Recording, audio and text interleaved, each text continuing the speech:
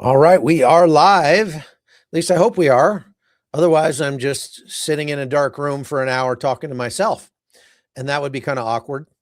But thank you for all of you who are online and watching. I see we have a bunch of people online in the chat already. Nate, could you go into the chat and set it to subscribers for 1 minute, please, so we don't get all kinds of drive-bys in there? Might make it easier for us.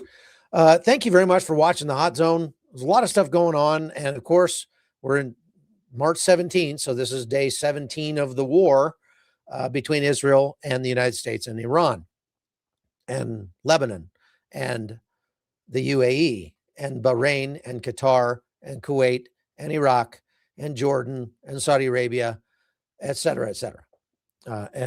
Cyprus, oh my gosh, it keeps going. Syria, you name it. This regional war is causing a lot of American pundits and the people who I kind of wonder whether they are getting paid to promote doom and gloom to try to put more pressure on the Trump administration to end this war without actually winning it. We've seen a lot of that from even before the war started. Tucker Carlson himself went to the White House several times before this war started to try to convince President Trump not to get involved in a war in Iran. That's likely because Tucker Carlson was ordered to do so by his masters in Qatar. And they have continued to just preach doom and gloom. Guys like we've pointed out here before, Colonel McGregor, Scott Ritter, et cetera, are all calling that, said before this thing started that it wouldn't last a week. The United States would get all of its ships blown out of the water, that bases would be destroyed all across the Middle East, and the United States and Israel would essentially crumble, and Iran would win. So I'm setting those guys apart because they are making claims that are just patently ridiculous, and they have been shown to be patently ridiculous. But now we're shifting to a different narrative, and some even more, I would say, trustworthy sources are asking about whether or not we're going to see global famine take place because of all this. Now, before we get into that, though, I want to just talk about the most important breaking news overnight. Israel confirmed the elimination of 2 high-ranking Iranian officials in overnight strikes. These are part of a broader strategy that they're using to try to degrade the regime and their command structure and to encourage the people of Iran to rise up and take over. So the 2 people that were eliminated were Ali Larijani. He was the secretary of the Supreme National Security Council in Iran and was a central figure since the death of the Ayatollah, and was kind of the guy behind the scenes that was pulling the strings, right? Then you have General Gholam Reza Soleimani. I don't think he's related to the other Soleimani that we took out during the first Trump administration, but this guy was the head of the Basij paramilitary force, and he was responsible for essentially internal repression, and taking him out is a big deal. There were also some other people that were very visible that were taken out in those 2 strikes, and I'll tell you more about one of them in a minute. That's kind of ironic. But let's listen to Gideon Sa'ar from the Israeli side announcing the strike on these 2 guys. The IDF took out commander of the Basij, Soleimani, and his deputy and secretary of the Supreme National Security Council, Ali Larijani. The Iranians are also safer without them. By the way, we still haven't seen Mujtaba. Wouldn't you like to see him, Minister? He should show his face. He can hide, he can continue to hide, but to show his face because it's beginning to be embarrassing for this regime. The Basij under Soleimani's command was responsible for the brutal repression of the Iranian people seeking their freedom. Soleimani was under US and EU sanctions for his role in repressing Iranians. Larijani was also under US sanctions for the same reason, with a $10 million prize on his head. We did it for free, anyhow. The Basij used cruel and violent methods against their own people. In January, the regime butchered probably over 30,000 Iranians. Our actions are weakening its repression mechanism. The regime can only be toppled by the Iranian people. Yet, without external help, the Iranian people cannot liberate themselves. So this is Gideon Sar pointing out that there was a $10 million bounty on Larijani's head by the United States, and the IDF just saved the United States $10 million. So thank you to the IDF for that. He also pointed out again that the new supreme leader, Mujtaba Khamenei, has not been seen. He's said to be injured, in bad shape. Some people say he's in a coma. Yesterday, I reported there were reports that he had been flown secretly to Moscow and is receiving medical help there. But either way, nobody's seen him. And the 31 IRGC commanders who are in charge of the combatant commands all around Iran are basically fighting blind. They're not getting communication from their higher headquarters. So Benjamin Netanyahu came out and also said that the goal here is to undermine the regime and give the Iranian people the opportunity to remove it. They're getting help from the Iranian people in doing that. So they're both helping each other. What I mean is that the Iranian people are calling in the locations of Basij checkpoints and things like that, the headquarters buildings, important people. And then the IDF comes in and drops a warhead on their forehead. This is what that looks like. This is the IDF dropping a drone bomb. Here, we got to back that up. That circle right there is a Basij unit that is, so they get unalived by a IDF drone strike that was called in likely by Iranian civilians. So that's a good thing. So far, I mean, just to give you a sense for how many people the IDF has taken off the chessboard in Iran. Here's a graphic with photos of their leadership. And you can see here, every single one of them has been wiped out. So he says, IRGC leaders resting in pieces. That's okay. So they are making progress on their strategic objectives. And it's important to point that out because there's so many voices right now that are trying to say that the US is losing, that Israel is losing, Iran is winning. And that's just not borne out by the facts.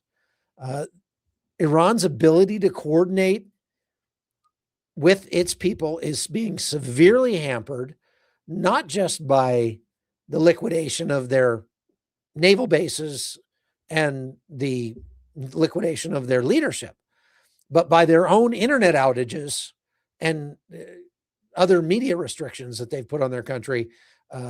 And so essentially anybody that is communicating by radio right now has to assume that those radio broadcasts are being picked up by the IDF or by the United States and are going to be looked at very closely. If it looks like it's coming from an IRGC or a Basij guy, those guys are likely not long for this world. So, of course, because of the success that we're having on the ground in Iran, a lot of the media is focusing on other things. So, focusing on the oil traffic. As we keep saying, the Strait of Hormuz handles about 20% of the world's oil, global oil. But there's a factor that's more important, I think, than the oil right now. And we're going to talk about that in just a second. But we have to point out that not all of the traffic through the Strait of Hormuz is being stopped. Only the traffic that is not friendly to the Iranians is being stopped. So traffic is still going from Karg Island through the Strait of Hormuz out to China, for example. And they're not seeing their ships being targeted. There are even some ships that have tried changing their flag to Chinese flag, squawking on their AIS, Chinese code or whatever, trying to spoof the Iranians into not attacking their ships. In some cases, it's successful, in some cases, not. But Karg Island still remains an issue because it is still functioning. The United States struck 90 targets last week on Karg Island. President Trump said they had completely destroyed the military capacity of the island, and that's good. But they did not, on purpose, they did not strike the oil infrastructure because the Iranian people are going to need that oil infrastructure once the war is over. However, that it creates a dilemma for the United States because they're not getting the full benefit or the full weight of the American sanctions and attacks against the Iranian regime because the Iranian regime is still making money by pumping oil through Karg Island. Now, I had a conversation a couple days ago with my buddy Ryan McBeth. If you don't follow Ryan's YouTube channel, you should. He brings some very good technical analysis to what's going on with this war and a lot of other wars. And so I wanted to play for you just a portion of our conversation from the other day because it's relevant to this idea that the United States might try to take over Karg Island. Take a listen. Ryan McBeth is a cybersecurity expert and a big YouTube channel, and also does some commentating on Newsmax with me from time to time. So, Ryan, thanks for being with us. I wanted to get your thoughts about what's going to happen with Karg Island. What's the big deal there? What do you think the president's going to do? I can tell you this. Karg Island, about 90% of Iran's oil, I believe, flows out of that particular island. It is certainly possible for the United States to capture that island, and this would eliminate the need of having to destroy any infrastructure. Now, I can tell you this. The force that is going there, I think it's the 31st MEU, and it's led by the USS Tripoli. The USS Tripoli is kind of an interesting amphibious assault ship. When people think of amphibious assault ships, they think of the helicopter deck, but they also think of the well deck, which kind of floods to allow vehicles to come out of the well deck. Well, the Tripoli was built as what we're kind of calling lightning carriers now. And that's where it's almost like you have this mini aircraft carrier. You can fit like 19 F-35s on it. And the deck is hardened to withstand the heat from an F-35. But it also primarily does aviation operations. It has no well deck.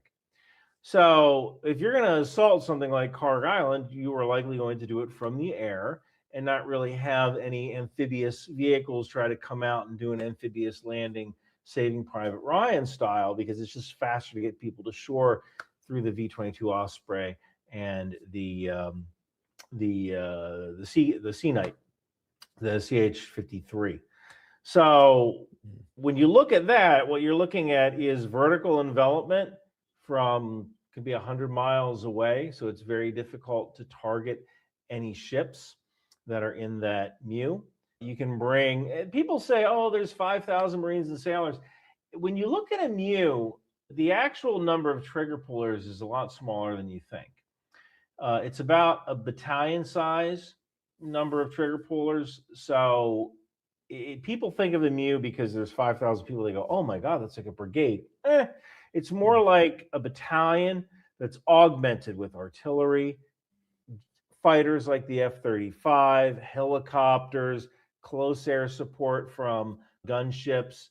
There's a lot. I believe engineering assets as well are in that. And even like people who can do things like sign contracts. So that once you go to that host nation, you can sign a contract and say, all right, this is how we do garbage removal. The Marines actually have contract signers on their legal team. So we could easily take that island over, set up a forward operating base there, and essentially cut off any chance that Iran has to export oil. Now, our common acquaintance and friend, Preston Stewart, said in a video he made today that he thinks it's more likely that these Marines will be used to augment forces going into Lebanon from the IDF than going into Karg Island. What would they do if they got sent over there? What would Marines be used for? Just moral support, or would they go in and help in support Lebanon? Boy, yeah. I mean, that's a tough one, because I would in no way I haven't heard Preston Stewart say this. I would in no way disparage him at all. But I look at this and think, well, if you really wanted to send troops now to Lebanon, you have the 173rd Airborne Brigade that's in Vicenza, Italy. You can get them over there like that.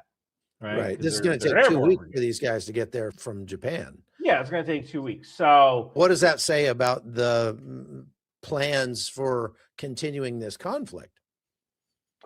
That's an excellent question. And, I think that this conflict is going to continue for at least another 6 to 8 weeks, mainly because our objectives haven't been met. Now, that objective is to reduce Iran to the point where they can essentially never again manufacture nuclear weapons or a long-range ballistic missile, even intermediate-range ballistic missile. Mm-hmm. Mm-hmm. And, if taking that island by force and holding it, if we take that island, Iran is never getting.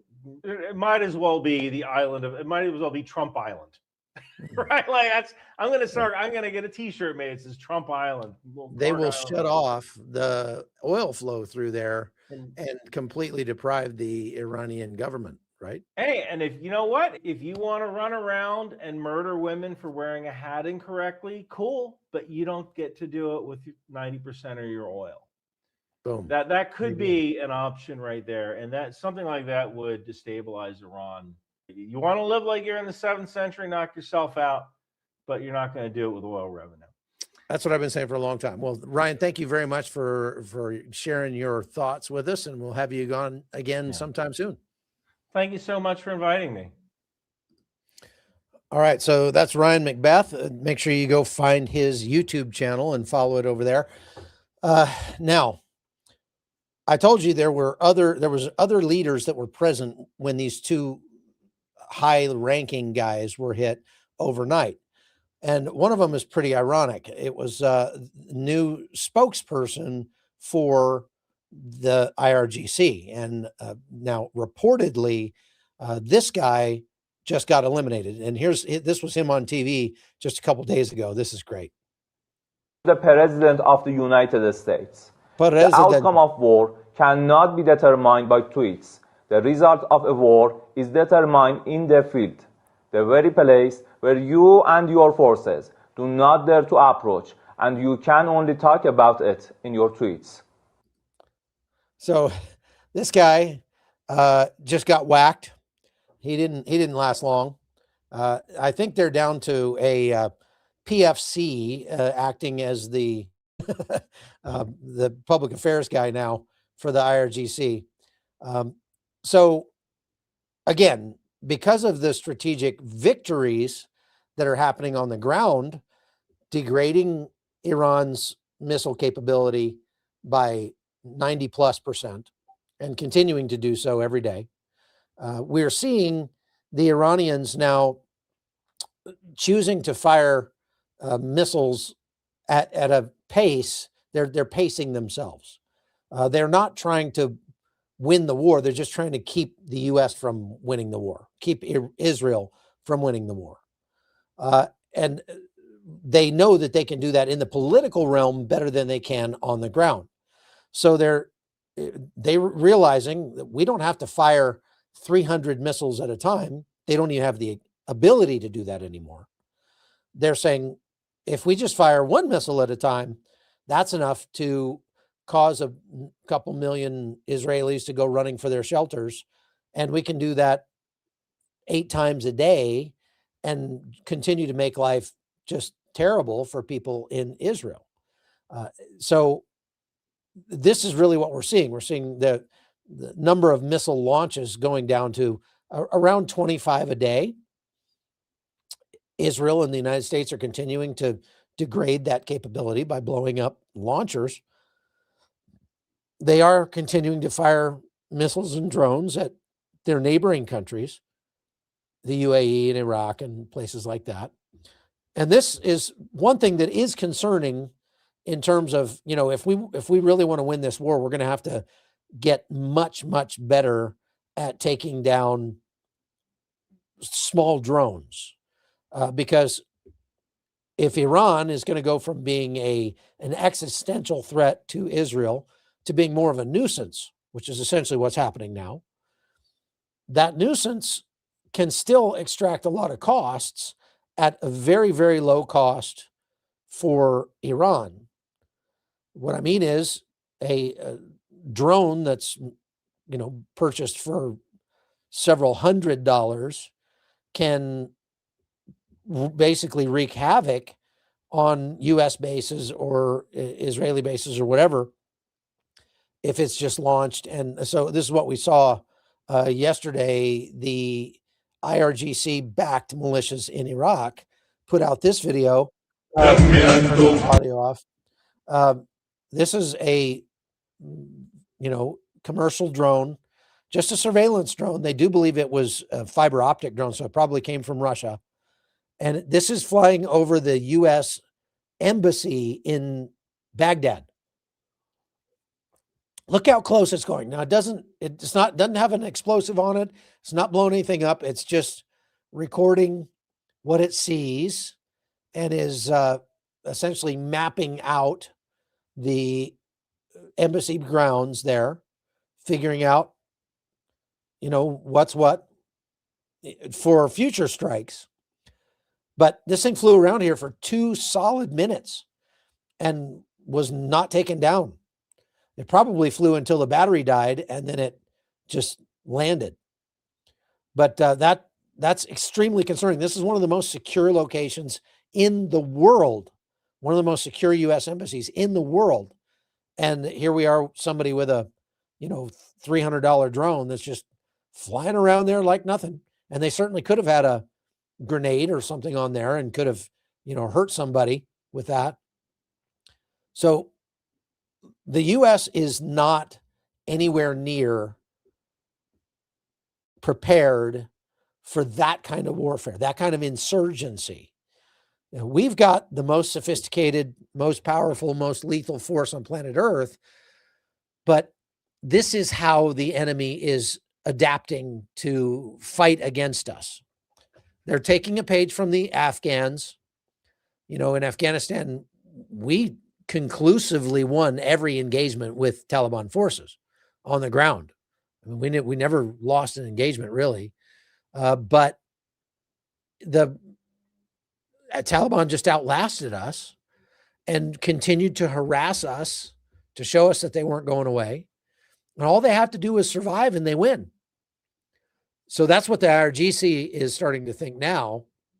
We only have to survive and we win. So now turning over to, again, what's going on in the Strait of Hormuz. As I said, the oil not coming through is a problem, but the world is already finding ways around that. They're pumping some oil out through Saudi Arabia, some oil out through the UAE, some oil out through Azerbaijan, even, from Azerbaijan to Israel, etc. It is causing a problem. Crude is about $100 a gallon still. That's high. And it's bad because it helps Russia. And it's not hurting China all that much because China is still getting oil out of Iran. Why aren't we stopping those tankers? Like if Iran is letting certain tankers through the Strait of Hormuz, why aren't we stopping those tankers and saying until all the tankers can come through, none of the tankers are going through? Well, the part of the reason for that is because that would put more pressure on the price of oil, and President Trump is doing everything he possibly can to keep that pressure down, to keep oil prices from going any higher. So that's a dilemma that Iran has created for the United States. Now, the Kharg Island one is a dilemma that we create for Iran. If we take over Kharg Island with all those Marines, and we just still don't know if that's their plan, but if we did, then Iran has the dilemma of bombing the island to try to kill the Marines and destroying its own infrastructure in the process. And I guess the bet would be, if we did send troops ashore, that Iran would choose not to strike just out of fear of destroying their own infrastructure. Okay.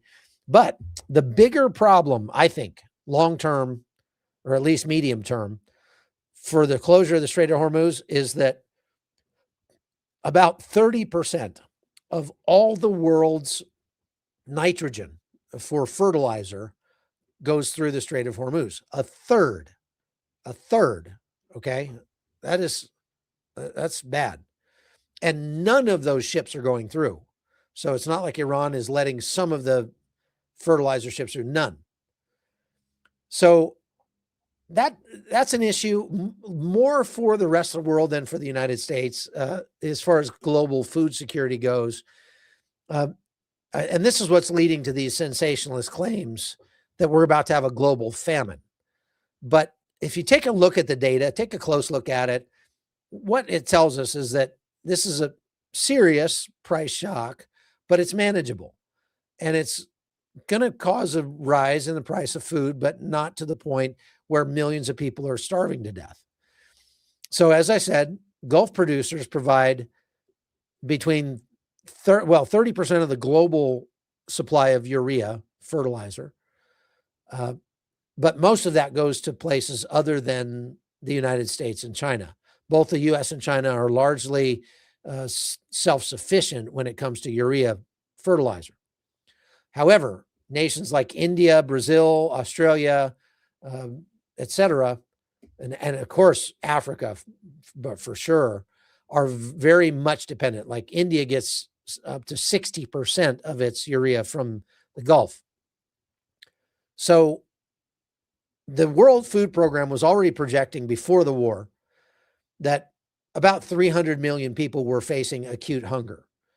If the Strait of Hormuz stays closed, then the projections are rising to like an extra 20 to 40 million people could slip into acute hunger if the conflict persists.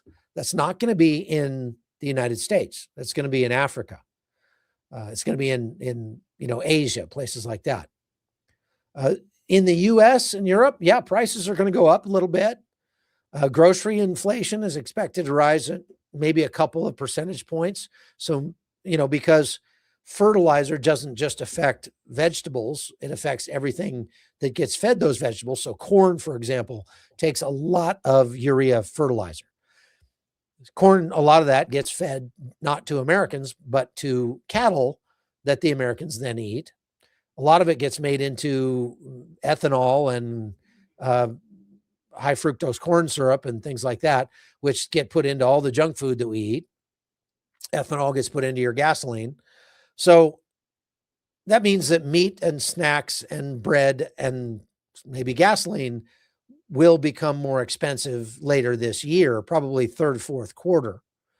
But that doesn't mean mass starvation. You're talking a max, probably 10% rise in the price of some of your food.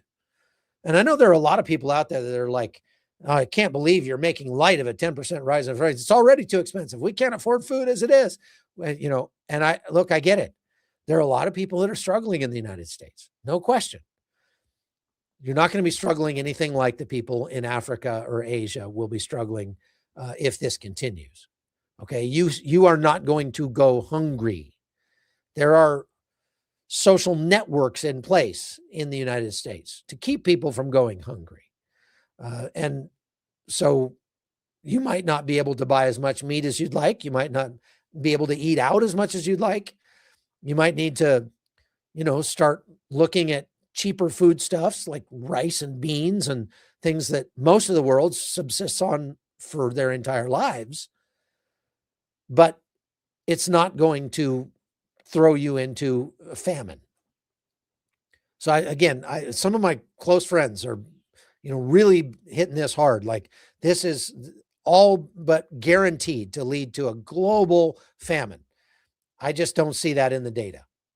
Farmers are already adapting by tightening up what they call precision application of the fertilizer that they use. So they're, instead of just spraying it over the whole field, they're only spraying it on the plants that need it. Some of them are switching crops. So, for example, if you switch from corn to soybeans, soybeans make their own nitrogen, and you don't need to put nitrogen fertilizer on soybeans, or at least not as much. And you can feed cattle soybeans just like you can feed them corn. So, that's an option. And maybe we all are going to be drinking more soy milk or something. I don't know. But look, what I'm saying is that the world is resilient. People are creative, and there's nothing, as they say, necessity is the mother of invention, right? There's nothing that's going to spur people's creativity more than looking at their food bill going up and going, I got to do something about this. So I think that the doom and gloom people, they're doing it. They're getting a lot of clicks for that. But I want to bring you the honest, reasonable, objective truth of the matter. And it's not all that sensational.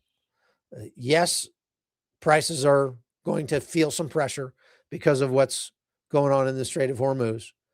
But the people who are viewing it as a failure of the United States are overlooking the greater good of the systematic dismantling of Iran's regional ability to project power. Now, Ted Cruz went on Fox News last night and talked to Laura Ingraham about this. Here's a little bit of what he had to say. Senator Ted Cruz. Senator, I was thinking, believe it or not, of Thomas Jefferson and the Barbary Pirates. Okay, yep. From 1801 to 1805-ish, I think. So imagine if his political opponent said, okay, you have to tell us everything you're going to do with Tripoli after this concludes. It's ludicrous. I mean, not that there aren't criticisms and so forth, but the idea that Trump has to lay out all the plans ahead of time to the New York Times, how does that make any sense? Well, he's not going to do that, and the media and the Democrats are going to oppose him whatever he does. But the decision to launch these attacks on Iran is the single most consequential decision of the Trump presidency. Iran, for 47 years, has been the most dangerous terrorist regime on the face of the planet. For 47 years, since the Islamic Revolution in 1979, when they took Americans hostage, and ever since, Ayatollah Khomeini and then the Ayatollah Khamenei have waged war on the United States. They have killed nearly 1,000 Americans over that time period. They are the #1 funder of terrorism worldwide. Hamas gets more than 90% of its funding from Iran. Hezbollah, more than 90% of its funding from Iran. The Houthis, more than 90% of their funding from Iran. And then you put on top of this that the Ayatollah Khamenei twice hired hitmen to try to murder President Trump. President Trump launched this attack because Iran was a threat to America, and he is removing that threat. There are a lot of naysayers that are saying, oh, this is not America first. It is the essence of America first to take out an enemy who is murdering Americans. And that's exactly what President Trump is doing. And by killing the Ayatollah Khamenei and his top military leadership, America is safer today. And not just that. Last year, he launched B-2 bombers that took out the nuclear weapons facilities. And in the last 8 days, our military has been extraordinary, all but eliminating their air defenses, their ballistic missile capacity, their drone capacity, their Navy, All of that is critical in terms of reducing the ability of Iran to murder Americans, and that's what this is all about. Okay, so that's Ted Cruz there, and he's exactly right. This is the most consequential decision of the Trump presidency, and I think that by a long shot. It was great that he took out Nicolas Maduro. He's done a lot of other things that I've agreed with that I think have been great in terms of getting rid of China's ability to project power to the Western Hemisphere, and some of his economic policies, et cetera, et cetera. So he's done a lot of things right, but this is the most consequential decision he's made so far. We are seeing the proxies fragment, Hezbollah, the Houthis, Iraqi militias, like Ted Cruz mentioned, and their attacks are uncoordinated. The Houthis have not gotten involved, probably because they're not getting any targeting info from Iran. I mean, ask yourself this. Why aren't the Houthis bombing the Bab al-Mandab Strait? A lot of the oil is going through the pipeline across Saudi Arabia to the Red Sea and is now going out to the world through the Bab al-Mandab Strait. Yemen closed down the Bab al-Mandab Strait back earlier in the war. Why aren't they doing it now? Well, I think the real reason is because they were getting targeting information. They could not do it without assistance from Iran in targeting those ships. So now they're not getting that. And that means that we're doing something right. Okay. Iran's blockade is backfiring. It's in some sense cutting off its own oil exports, although it's not alienating China, because again, China is still getting some of that. And again, we should be stopping those ships. If Iran is allowing them to go through the Strait of Hormuz, we should be stopping them until all of the ships can come through the Strait of Hormuz. Okay, that would be the right thing to do here. Gulf states, I mean, just look at all the things that have happened. The United States has dismantled the IRGC's leadership. They have dismantled their military-industrial complex and their ability not just to fire missiles at their neighbors, but their ability to make more missiles to fire at their neighbors. Before the war, Iran was able to manufacture at least 100 missiles a month. And now that number is 0. Okay, so that's a big success. And it's going to take them a long time to rebuild that, if ever. Gulf states like Qatar and Saudi Arabia have turned hostile toward Iran, where before they were ambivalent or maybe even supportive, especially Qatar. Neutralizing the Iranian threat could permanently remove a perennial checkpoint in the Strait of Hormuz. Making Iran into an ally instead of an enemy means more stable energy markets and a stronger alliance with the Gulf states. Okay. So in the short term, I would say crude oil is probably going to hover around $100 a barrel, maybe get up to 110 or so. Agricultural yields are probably going to get hit by 5 to 15%, especially in places like India, sub-Saharan Africa, and especially if this doesn't open up before the spring planting window closes in mid-April.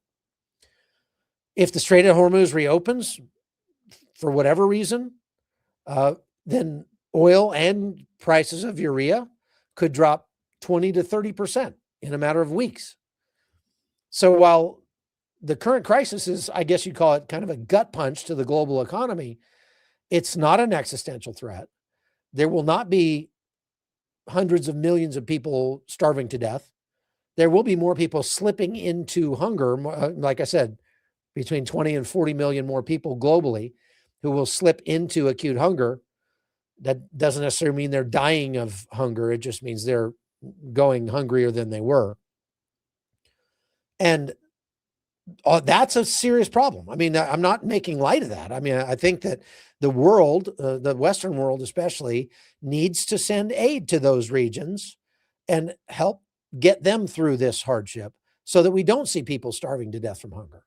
But the bottom line of everything is just that seeing this spike in the price of urea per ton is leading a lot of people to, pull their hair out and run around in circles screaming the sky is falling, but it's not as bad as it looks. And that's the important takeaway from today's podcast. All right, let's get over to our questions. First question is, any word yet on other countries helping to patrol and protect the Strait of Hormuz? Well, so far, no other countries have agreed to take President Trump up on his request. And, there's a lot of, on social media, a lot of rancor and anger that NATO is not sending people to help. But remember, you got to keep this in the right order. President Trump came to power over a year ago and immediately started attacking NATO, started insulting our NATO allies, started even claiming he was going to use force to take over NATO allied countries like Greenland. And so he's been alienating NATO all along. He immediately shut off all support to Ukraine. We stopped supporting Ukraine over a year ago. Of course, he's allowing NATO countries to buy weapons from us, and then if they want to give it to Ukraine, that's fine. And that's a transactional attempt to, just create jobs in the United States. I'm not against that necessarily, but just keep in mind, President Trump has been poking NATO in the eye since he took office. And now he's upset that NATO is balking at sending their sons and daughters to potentially die for a war that we started by choice. And I think it was a good choice, but we started it by choice. That doesn't affect NATO countries. It's not a NATO problem. Why should NATO countries do that? Now, if they wanted to just be, nice, do it out of the goodness of their heart, I think it would be a good thing to do. But so far, they're choosing not to. Part of that is because the leadership of Europe are a bunch of weenies and cowards. And part of it is because President Trump has spent the last year making them really, really mad, doing everything he could to just, call them idiots and, whatever. So what goes around comes around. Now, there is one country that has agreed to send ships, and that's India, but they're not sending them to help the United States. They are sending ships to escort tankers that were on their way to India so that they can get their own oil out of the Strait of Hormuz. And so they're only going to be escorting ships going to India. That's not really going to be all that helpful for the United States. So no, nobody is actually helping. Next question. Any other field reporters with similar style of reporting as you that you recommend to watch? Matt Tardio is good. Matt Tardio does a really good job. And Preston Stewart is kind of the gold standard as far as I'm concerned. I aspire to be as good as Preston Stewart. He's really good. And you should definitely go watch him. Okay. Next question. I fully support Trump in this war, but I'm terrible Trump apologist. What are some reasons to tell people why this war in Iran is justified? Good question, Klamath River Media. Well, like I said, the long-term effects. First of all, like Ted Cruz said, don't forget that they are responsible for the deaths of about 1,000 Americans. They have been waging war against us for a long time, going all the way back to the 1979 hostages, where they took 52 hostages of America. So there's that. There's the fact that they've been funding, facilitating, and encouraging and training terrorist networks all around the world, to include the United States. And again, another thing that Ted Cruz pointed out was that they have hired hit squads to kill American politicians, including twice trying to get hit squads to kill the president of the United States. And my friend Oliver North had an Iranian hit squad coming for him and his family one time. So I think those are some very serious reasons. The other reason is, as I said, getting rid of Iran as a threat stabilizes oil prices, food prices, and everything at a lower level for could be generations. Could be forever. So paying a little, bit of a price now is likely worth it. Okay. Next. What about our number 2 counterterrorism guy resigning today over the Iran war? This is a gargantuan breaking news. Well, if you do a little research into him, he was a diehard liberal who was kind of a holdover, right? And this guy just was like, I cannot in good conscience support this war. Well, it's not really his job to support this war. He's a counterterrorism guy. And counterterrorism doesn't have a lot to do with the war in Iran. So, I just go, well, fine. We'll find somebody else. Maybe they'll tap me to be the new counterterrorism guy. Okay, next. 90 targets. How big is that island? It's about 7 square miles. So how big is that? I don't know. It's certainly big enough to have 90 targets on it. Next. What do you think about the situation and safety for civilians in Erbil? Erbil is getting hit quite often with drones, not really missiles so much.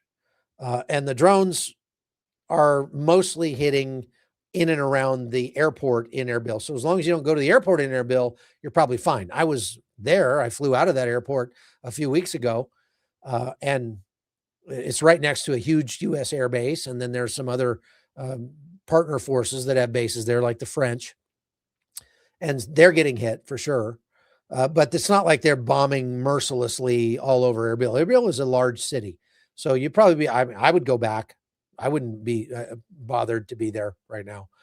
But my risk tolerance is maybe a little higher than yours. So take that as it is. What of Iran demanding a petro yuan?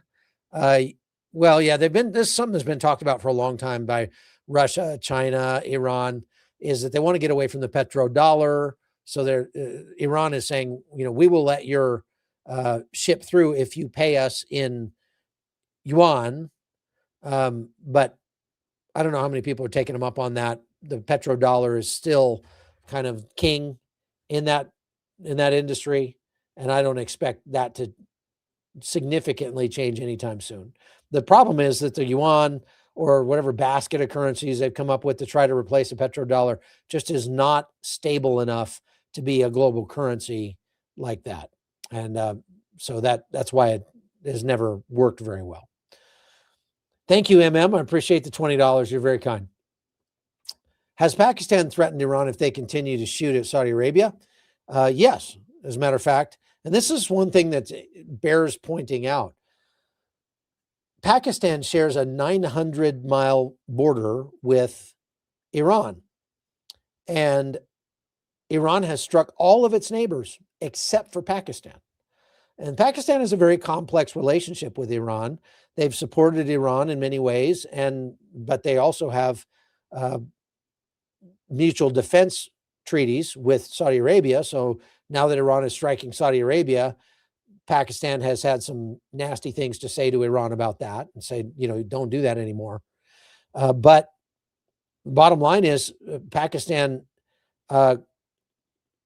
is a real threat to Iran if they decided to go hard at some point. So far, they haven't, even though they said they would if Saudi Arabia got struck again. I believe Saudi Arabia has been struck again, but Pakistan still hasn't done anything. So we'll have to wait and see. Next. What was the emergency food company that sponsors you again? It was Freeze Dry Wholesalers, I believe. Nathan can put the link up in the chat for that. And they're not sponsoring today's podcast, so I'm not going to do a whole ad for them. But yeah, if you want to buy it, that's actually they sent me some of their food, and it was much better than most of the long-term storage food that I already have, which is rice and beans and stuff like that. These guys will send you a steak. Oh, that's cool. Next. You think the 2,500 Marines are going to take over the Karg Island? Will it be possible with air support? Certainly would be possible. I was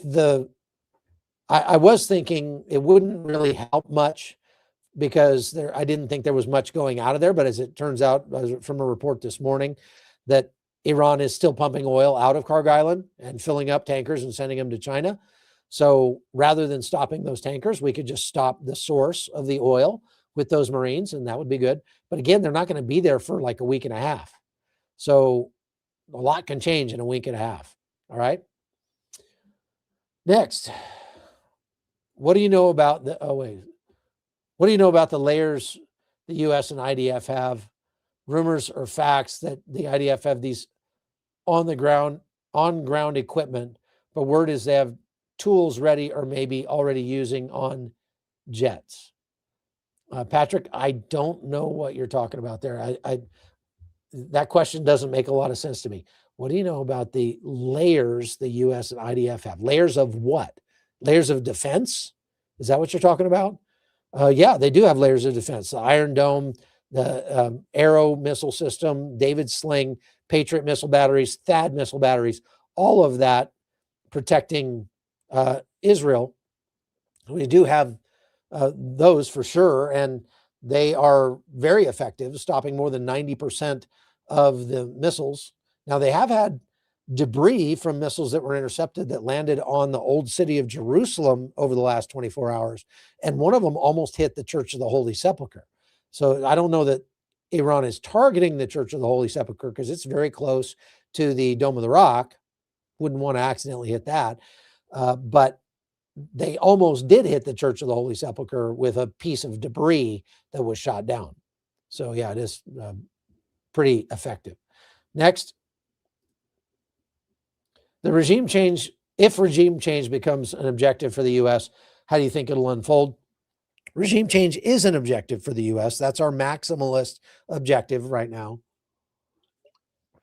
And if it happens, I think it will happen because the U.S. and Iran and Israel get help from the Iranian people to root out and destroy the IRGC to the point where they are no longer able to pose a threat to their own people, and then the people can take over. Okay, next. Will it? I hear a lot of media saying we have no plan, implying we should have a publicly known punch list like we will do X, Y, Z, and then leave. Have we ever gone into a conflict with a punch list? Look, the media is not, I wouldn't say they're lying. I'd just say they're completely ill-informed. These people don't know anything about the military. We certainly had plans for the Strait of Hormuz shutting down. We certainly had plans for the Strait of Hormuz being mined. We certainly have plans for what to do the day after in Iran. The thing is, when you start a war, wars are inherently unpredictable. And so typically all your plans kind of go out the window once the war starts, because they say no plan survives first contact with the enemy. And so these media pundits don't know what they're talking about. Of course, the Pentagon had plans for all this stuff. And yes, they always do. Okay. All right. Next. Will the 25,000 Marines be sent to take over Karg and the Co? Okay. It's only 2,500 Marines, not 25,000. And as Ryan McBeth pointed out, some of those guys are support Marines. So the actual number of trigger pullers in that group would be more like 1,200, a battalion-sized element. But that would be enough to take over Karg Island, most likely. And we'll just have to wait and see if that's what they decide to do. Next. Was Iran's vicious attack on UAE an attempt to destroy its pipeline access? Partially so, yes. That was partly why they attacked the UAE. Next. Should I stockpile food? Yeah, you should stockpile food. I mean, I think we should always have a decent stockpile of food of several months saved up, if possible, because you just never know what's going to happen tomorrow. And this administration, especially being so unpredictable, is likely to cause that uncertainty to continue for at least the next few years. All right. Any thoughts about Joe Kent counterterrorism resigns in protest of yeah okay, I talked about that already. New member, like I said, I think he's a deep state guy, so good riddance. New member, Lynn Woodrich, thank you for being a new member. How long before our bomb buster ship arrives there, and will that help the strait open up permanently? We don't have you're talking about minesweepers. We changed the nature of minesweeping. We used to have dedicated minesweeper ships that had wooden hulls, stuff like that.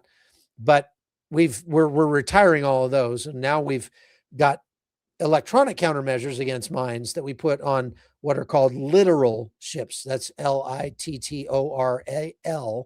Littoral, littoral meaning near the shore. Okay. And they have highly sensitive and classified anti-mine technologies on them. We also have that on airplanes and helicopters as well. So it's already there in the Strait of Hormuz. Are flights coming and going into Iran? How is China and Russia getting weapons into Iran? China and Russia are getting them in through Pakistan via truck, most likely. Right now, there are not a lot of planes going in and out of Iran because they'll get shot down by the United States. Doesn't mean there aren't any, but it means that there are very, very, very, very few. What's next? How many launchers do they have? Any idea? Probably at this point, 150 or less. I would say at least long range launchers. Again, they're drones. Most of what they've been firing lately have been drones, and the amount of drones is about 75 a day or something they're firing. The reason is they don't need launchers to fire drones, and they can go, I mean, they have a lot of drones. Now, the drones can't cause that much damage, so they can terrorize people, but they're not really going to move the needle militarily. Next. Can the U.S. put a cap on the price of U.S. oil since 75% of it is privately owned? You're talking about the fact that the United States is energy independent. We produce more oil. We're a net oil exporter. So can we just artificially keep the prices down? No. That would be, there's a word for that. It's called socialism. And we don't do socialism in this country. The oil that's produced in the United States is produced by private companies, not by the government. And so if the going rate globally for a barrel of oil is $100 a barrel, then if it was your company, you'd want to be selling it for $100 a barrel. You would not want the government coming to you and saying, you have to sell it for $50 a barrel to keep prices down in the United States. The government should not be able to do that, and indeed cannot do that in the United States, because that's socialism, and we don't like socialism here. Okay, next. Did the delay of Trump's visit to China significantly affect Xi's plan to ease tensions? I think it was a statement. I wonder if President Trump scheduled that meeting with President Xi, knowing that he was probably going to cancel it, and specifically scheduled it just so he could cancel it. And that's kind of a slap in the face to China. I don't know. Next. If NATO protects the shipping and drops oil prices, doesn't that help Ukraine and not let Russia cash in? Yeah. And Country Boy, that's a very good point. That's the point President Trump ought to be making. Hey guys, you guys really want to help Ukraine right now? Number one, stop buying Russia's oil yourself. Number two, help us keep the price of oil down by bringing some people down here to the Strait of Hormuz. That might have actually worked, but that wasn't the argument President Trump made. Very good point. Next. Do you think we know who is next after Larijani? Yeah, I mean, I think we probably do, and we're probably targeting that guy too. Anybody in the line of succession right now is hiding in a bunker or hiding out in a tent out in the boonies. Actually, these two guys that were taken out in a tent. They were hiding out in the boonies because they thought that would make them safe. They thought, well, the U.S. is bombing all of our headquarters, so we're going to go out in a tent out here. but Israel still has very good intel about who's doing what where inside Iran, and they use that intel to take them out. So next question. Oh, $3 super sticker. Fantastic. Thank you very much, Mark Bass. All right, folks, we just hit an hour. Perfect timing. Thank you very much for watching the Hot Zone. I appreciate all of you. And I would like to say we do have one room available because we had a cancellation for our upcoming trip to Armenia. So if you're interested in going to Armenia with us in June 13th through the 23rd on an amazing tour. Also, Rich asked for prayer. So if we could. I didn't see that. Yeah, I put it up on the screen. Okay. Nate, why don't you pray for Rich? Because I got fussy babies in the back. That's okay. All right. Let's pray. Dear God, we thank you so much for Rich Brady and for all of our viewers here on the Hot Zone. I pray for Rich and for everyone in the chat who is saying that they need prayer. I pray that you will help them in all of the situations that they're in, with all of the problems with their bodies and financial situations and whatever they may be facing. We thank you for each and every one of them and for this community that we've built. In Jesus' name, amen. Amen. Thank you, son. All right. So that's all we got for today, folks. Thank you very much for watching the Hot Zone. Appreciate all of you. Don't forget to go to chuckholton.com and become a supporter over there if you like this kind of news and you want to see more of it. We got a lot of extra content coming out.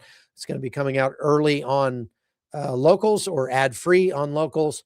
And so being a supporter over there is the best way to support the channel. God bless you. We'll see you again next time.